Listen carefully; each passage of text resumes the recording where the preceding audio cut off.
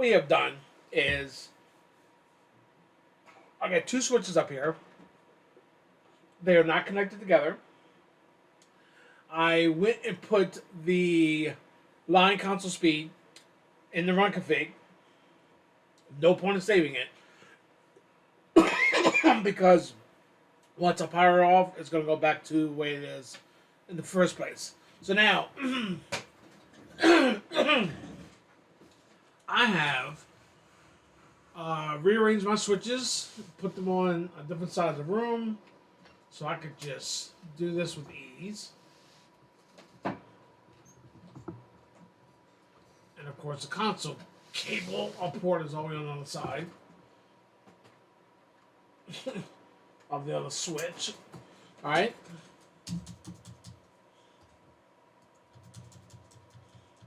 Okay. All right. So that's switch 2. Let's go back to the other one. Now you know why it's nice just to have the port open on the same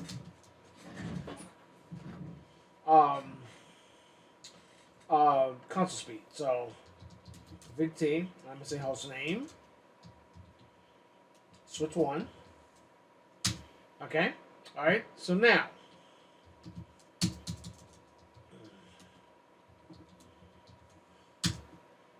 okay, now one of the things I did not tell you is the fact that if VTP is running, okay, and it gets an update from another VTV switch, and its configuration domain, its domain name is set to null, which is what it is now because there's nothing there. Now, domain name space, all right, that's a character, so that does not count. Now, I don't even know if you can even do that because I've never, tried to do that, but nonetheless, changing it from transparent mode back to server mode or whatever eliminates the domain name, or does it? Is it because we deleted the VLAN that is why we have null? I can't remember. All right, but nonetheless, okay, if we go back over to the other switch,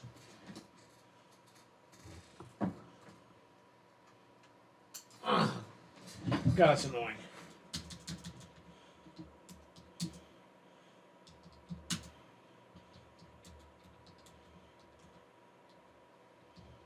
Okay.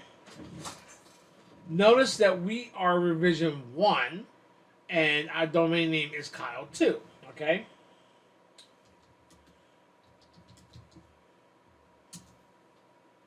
All right. I'm going to create some more VLANs here. VLAN, and we can actually do it this way: 11, 22, 33, 44.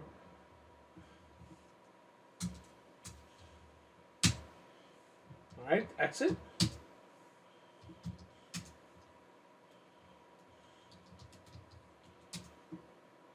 And there's our VLANs. Okay, now show VLAN brief. No, VTP status. All right, so now we're in revision 2. Now, if I would have said VLAN 22, enter. VLAN 33, enter. VLAN 44, enter. Okay? Every time I would have hit enter, the previous VLAN would have gone in because I was exited out. Do not quote me on that. Okay? And also, our revision number would have went up 1 at a time. Don't quote me on that. Okay? All right? Now, we can figure that out just by the last part anyway.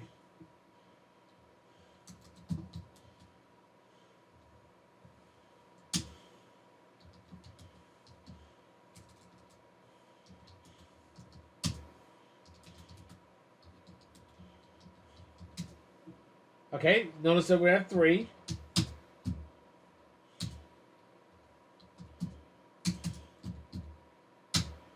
And notice that we have 4. Okay, so the last statement that I said was correct. All right, so now, okay, we can also go back and find out VLAN 456. Do show VLAN brief. Okay, 456 is not in there, and then say VLAN 457. 456 is there.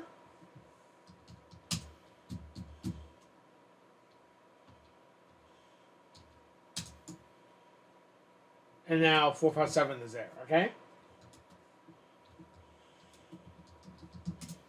So now we got our revision number up to 6. Okay, so now, coming back over to the other switch.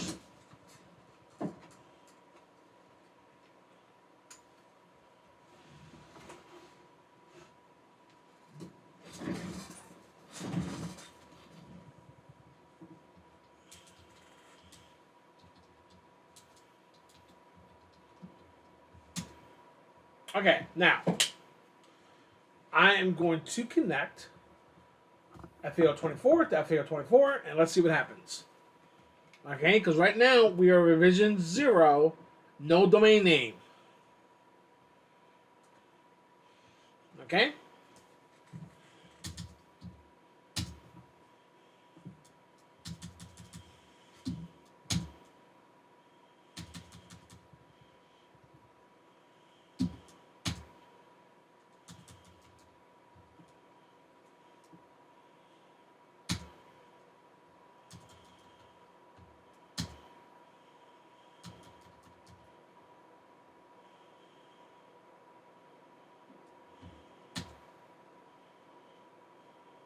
Okay.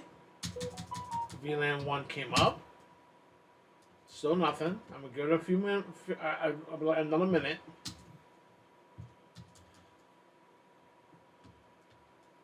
You know what?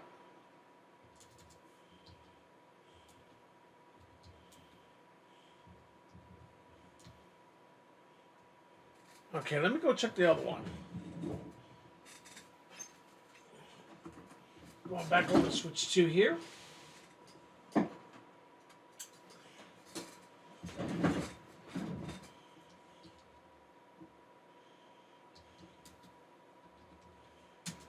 Aha!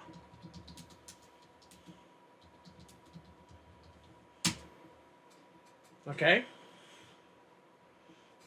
Now let's go back over to switch 1.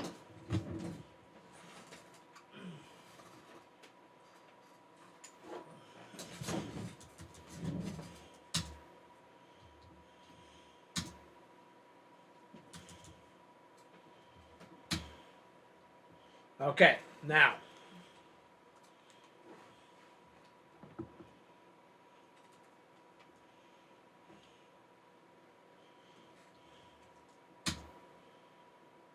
All right, so now let us VTP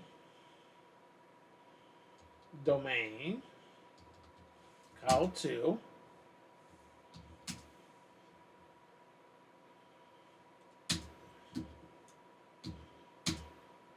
and voila. Okay, we got 6 VLANs. 6 revision number. Okay. Here is the kicker, though. Now, what I want you to pay attention to. Anytime you just select anything in PuTTY, it automatically goes to the clipboard. No Control C, no right click, copy. Okay, unless you got the menus open. Menu set.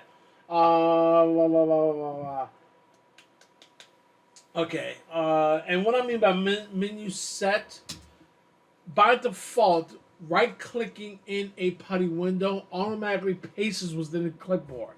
Okay? Right-click, bam, just like that. Okay? Now, you can actually set it up when you right-click, it actually brings up a menu instead of just pasting whatever's in there. Okay? So now, there is our hash. Okay? Now, let's go back over.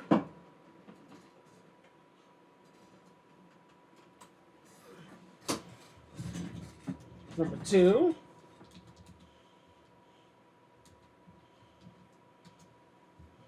Let's go ahead and copy this hash. Yoink. And notice that their hashes are the same. Okay? We did nothing on switch 1. We made no configuration changes. VTP took control. Now, in some platforms and some iOS versions, if the domain is set to null, okay, meaning there is no configuration or name for that domain, it will automatically inherit that actual VTP domain from the update as well, and update that in the actual VTP configuration status command. Okay, not just in the status, but in the configuration. Bottom line is you're part of that domain. Okay, all right. That's not what happened here, but notice that the moment, that we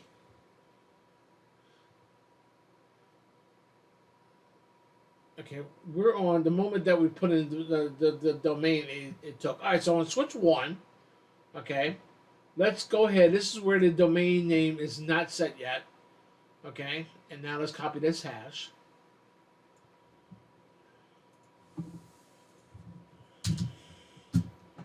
Bing, not the same, okay?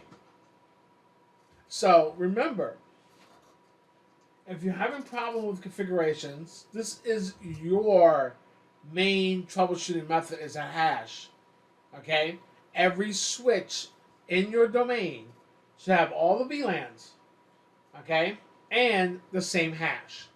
Okay? Now, if it does not have the same hash, but have all the VLANs, you're not getting VTP updates. Something's wrong. Okay? So use that hash. Alright, for when you get further in your career. Alright? Now, and as you're labbing, use those fucking hashes. Okay?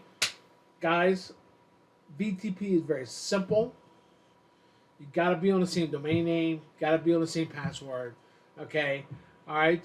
And you have to realize what this command is. VLAN trunking protocol.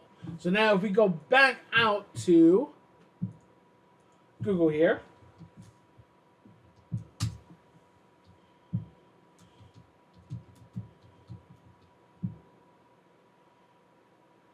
requirements,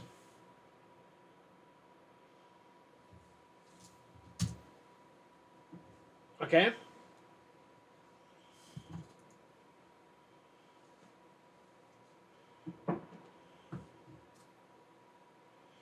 we got to be on the same version, okay, same domain and same password, okay, all right, and the link between them must be a trunk link, okay. So if FAO24 are just sitting in an access VLAN port, okay, switch port access VLAN, okay, is VTP going to work? It has to be trunked together. Hence the concept VLAN trunking protocol. Okay? A lot of times when we go through our studies, we don't take in consideration the words that we are reading. Okay? Alright? I've watched people troubleshoot VTP and can't figure out for the life of them why it would work, and they're not even trunking in between the switches. Okay? And never forget what I'm about to tell you. Okay?